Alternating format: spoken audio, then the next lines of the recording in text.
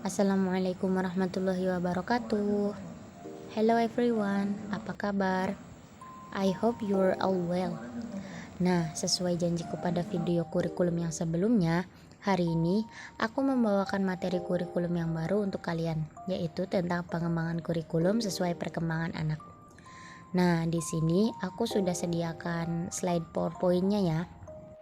Karena mohon maaf, aku kali ini lagi nggak bisa on cam dulu ya. Aku jelasin melalui slide PowerPoint aja. Jadi, mari disimak.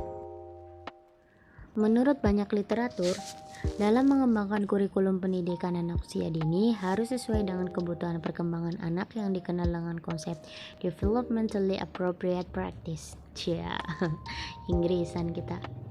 I'm sorry for the wrong pronunciation, maybe I'm not good at this actually. Okay, then apa aja sih yang perlu kita ketahui tentang developmentally appropriate practice ini?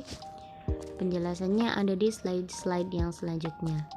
Nah, di sini ada hakikat development appropriate practice. Dalam hakikatnya ini yang akan aku bahas duluan tentang konsepnya dulu ya. Karena seperti yang udah aku sebutin dalam video kurikulum yang sebelumnya, bahwa untuk memahami sesuatu kita harus paham tentang konsepnya terlebih dahulu ya. Jadi konsep di sini itu membahas pengertian-pengertian serta poin-poin apa saja yang perlu dibekali oleh kita untuk memahami tentang materi ini, materi pengembangan kurikulum sesuai perkembangan anak. Jadi di sini disebutkan tentang pengertiannya dalam konsepnya. Developmentally appropriate practice merupakan program untuk melayani anak-anak dari lahir sampai dengan usia 8 tahun dan keluarganya.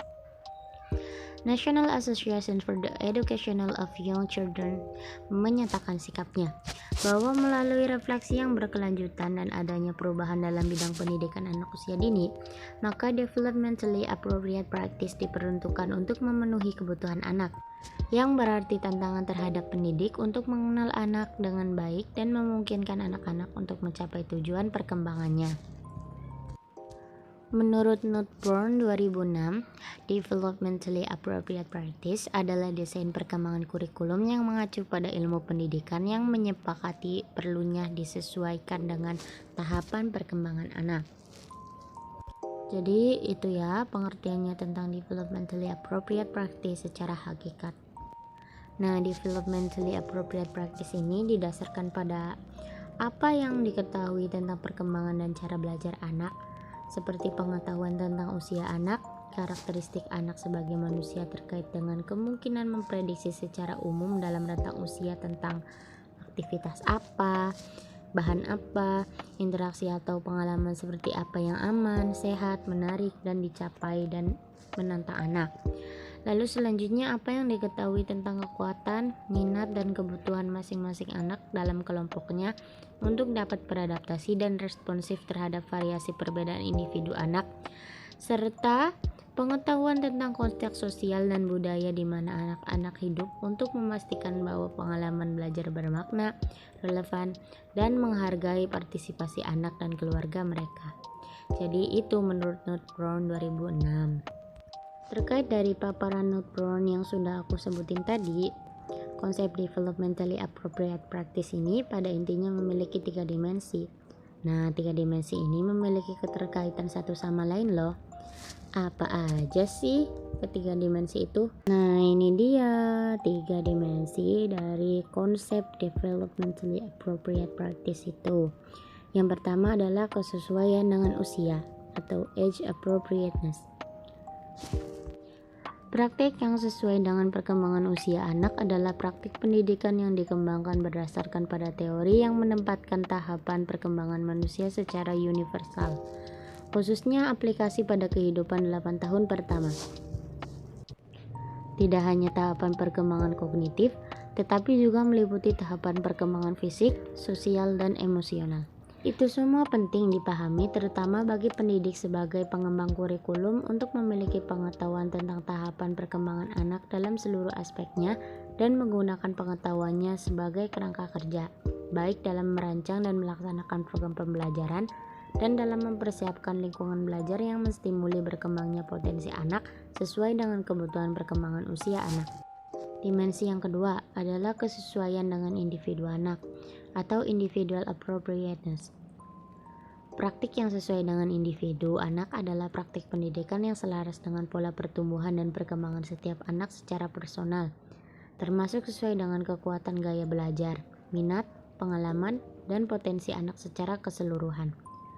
Tantangannya bagi pendidik sebagai pengembang kurikulum adalah memahami keunikan tiap-tiap anak secara individual dalam seluruh aspek perkembangannya. Dan dalam praktiknya harus mampu memberikan layanan pendidikan yang sesuai dengan kebutuhan perkembangan anak secara individual. Selain itu, pendidik juga harus mampu mengikuti kemajuan setiap aspek perkembangan individu anak secara berkelanjutan melalui penilaian yang dilakukan secara intensif pada setiap aktivitas yang dilakukan anak. Dengan demikian, pendidik akan mampu menunjukkan kemampuan setiap anak secara objektif sebagai wujud akuntabilitasnya dalam memberikan layanan pendidikan pada setiap individu anak. Dan dimensi yang ketiga adalah kesesuaian dengan kondisi sosial dan budaya anak atau social and cultural appropriateness. Praktik yang sesuai dengan budaya kehidupan anak mengakui bahwa anak berasal dari suatu keluarga dan masyarakat yang memiliki budaya masing-masing dalam kehidupannya. Hal ini memberikan arahan terhadap pendidik sebagai pengembang kurikulum agar program dan praktek pendidikannya selaras dengan konteks sosial dan budaya kehidupan sehari-hari anak. Hakikat yang selanjutnya dari developmentally appropriate practice ini yang gak jauh-jauh dari prinsip-prinsip lah, kayak yang kemarin kan pengertian, prinsip-prinsip yang udah saya sebutkan, begitupun dengan konsep yang di sini. Dan seorang ahli bernama Miller pada tahun 2009 mengemukakan pendapatnya tentang prinsip-prinsip developmentally appropriate practice yang berjumlah 12 dan akan kita bahas pada slide selanjutnya. Prinsip yang pertama, pendidik mengembangkan hubungan yang hangat dan peduli terhadap anak. Prinsip yang kedua, pendidik mengakui perilaku positif anak-anak, alasan dari anak-anak, dan memperlakukan misbehaviors mereka sebagai kesempatan belajar untuk membantu anak-anak belajar mengelola emosi dan perilaku mereka. Prinsip yang ketiga, program difokuskan untuk whole child yang meliputi semua aspek perkembangan anak, yaitu estetika, emosional, kognitif, bahasa, sosial, dan kebutuhan fisiknya. Prinsip yang keempat, program melayani kebutuhan belajar semua anak, termasuk anak-anak yang memiliki kebutuhan khusus. Prinsip yang kelima, memberdayakan lingkungan indoor dan outdoor yang aman dan menstimuli, yang secara rutin menjadi lingkungan yang sesuai dengan kebutuhan anak-anak. Prinsip yang keenam, anak-anak memiliki banyak kesempatan untuk belajar dengan hands-on activities yang relevan dan bermakna bagi mereka. Prinsip yang ketujuh, anak-anak adalah pengambil keputusan dalam aktivitas belajarnya. Mereka memiliki banyak kesempatan untuk memulai kegiatan dan membuat pilihan tentang apa dan bagaimana mereka akan belajar. Prinsip yang kedelapan, anak-anak memiliki banyak kesempatan untuk bermain sepanjang hari. Prinsip yang kesembilan, pendidik intensional dalam mengajarnya. Maksudnya, pendidik memiliki tujuan khusus dalam pikirannya agar anak belajar dan pendidik menggunakan strategi pembelajaran yang relevan untuk mencapai tujuan tersebut. Prinsip yang ke-10, aktivitas belajar diarahkan pada lebih dari satu disiplin, seperti membaca dan sains, dan lebih dari satu domain perkembangan pada suatu waktu. Prinsip yang ke-11, asesmen berlangsung terus-menerus sepanjang hari dan mengarah pada semua domain perkembangan.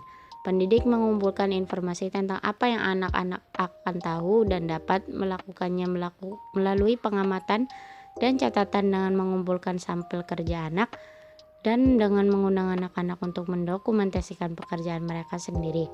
Dan prinsip yang ke-12 adalah pendidik membangun hubungan dua arah yang positif dengan keluarga dan anak. So, this is the last slide. Berarti semua materinya sudah dijelaskan ya, poin-poinnya. Aku harap walaupun misalnya penjelasannya aku kurang bisa dimengerti, tapi semoga ada manfaatnya gitu ya. Dan makasih buat yang sudah menonton. Have a nice day and wassalamualaikum warahmatullahi wabarakatuh.